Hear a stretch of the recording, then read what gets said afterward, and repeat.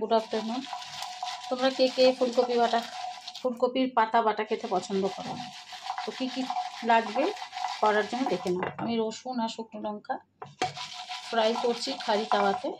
এটাকে আমি ঠান্ডা করে ভেজে নিয়ে আগে ভেজে তারপরে ঠান্ডা করে তারপরে এটাকে একটু সেদ্ধ করে নেবো। ফুলকপির পাতা এটা তোমরা দেখতে পাচ্ছ, ফুলকপির পাতা ধুয়েছি।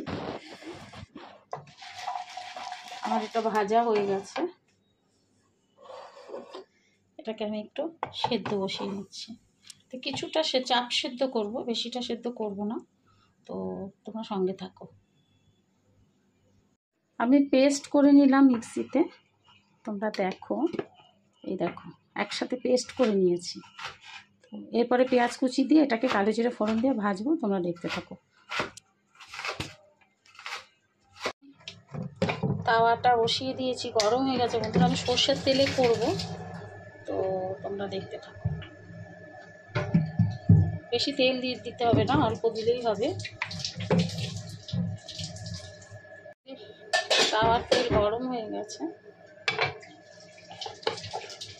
কালো জিরে দিই।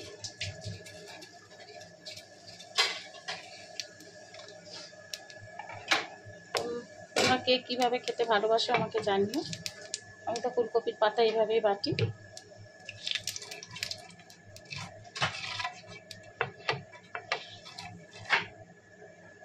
কড়াতে কাঁচা লঙ্কা দিয়ে দিলাম। যে যেমন ঝাল খাবে বন্ধুরা সে তেমন দেবে। আমি কিন্তু অনেকগুলো শুকনো লঙ্কা দিয়েছি, তোমরা জানো। এটা দেখতে ভালো লাগবে বলে আমি দিলাম। আর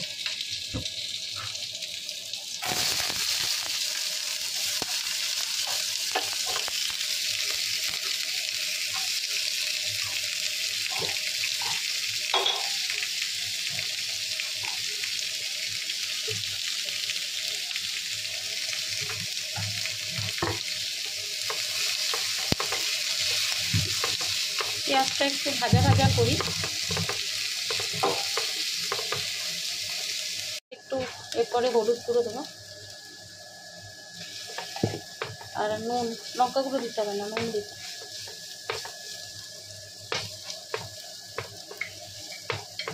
পরিমাণ মতো নুন দেবো, এখন পেস্টটা দিয়ে দেবো।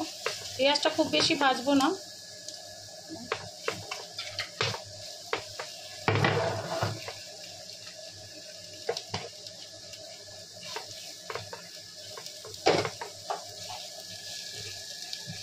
তোমরা দেখতে পাচ্ছ তো যে পেস্টটা আমি করেছি।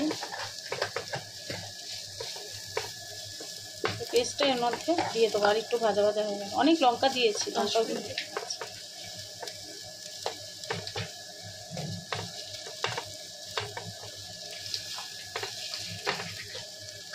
পেস্টটা এর মধ্যে ঢেলে দেবো, তোমরা দেখতে পাচ্ছ। এটা কিন্তু দুটো ফুলকপির পাতা, দেখো ফুলটুকু হলো, ওই জন্য ইনগ্রিডিয়েন্টসটা বেশি দিলাম পেঁয়াজটা, তাহলে অনেকটাই হবে। এটা আবার এখন শুকোবে, তোমরা দেখতে থাকো।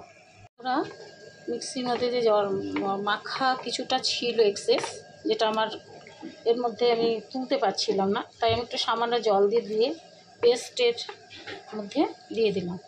এবার এটা যতক্ষণ না শুকোয় আমি ততক্ষণ এটা করব, তোমরা দেখতে থাকো। এটা কিন্তু ফুলকপির পাতা বাটা রেসিপি, তোমরা নিশ্চয়ই জানো, দেখতে পাচ্ছ। আমি শুরু থেকে কিন্তু তোমাদের দেখানো, তোমরা দেখো। আমি কলকাতার বাড়িতে এলে মেয়ের কাছে আমার মোটামুটি রান্নার রেসিপি তোমাদের দেখানো যায়, তার কারণ এখানে কোনো ডিস্টারবেন্সটা নেই। ঠিক আছে, চলো দেখতে থাকো। ওরা দেখো,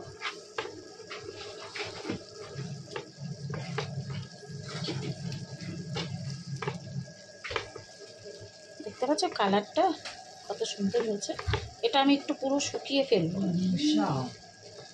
এটাকে একদম পুরো শুকিয়ে ফেলতে হবে।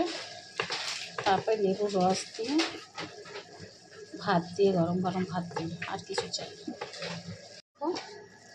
ফুলকপির পাতা বাটা পুরো রেডি, দেখতে পাচ্ছ ফ্রেন্ডস। দেখো আমার ফুলকপির পাতা বাটা রেসিপি পুরোটাই তৈরি করলাম তোমাদের দেখিয়ে। তো কেমন লাগলো তোমরা জানাবে, যদি ভালো লাগে তো একটা লাইক কমেন্ট শেয়ার করে দিও, অবশ্যই সাবস্ক্রাইব করে আমার পাশে থেকো। এরকম ভালো ভালো ভিডিও দেখতে হলে আমার চ্যানেলটাতে সাবস্ক্রাইব করে রাখো। ভিডিও দিলেই সবার আগে তোমাদের কাছে পৌঁছে যাবে। Thank you, have a nice day.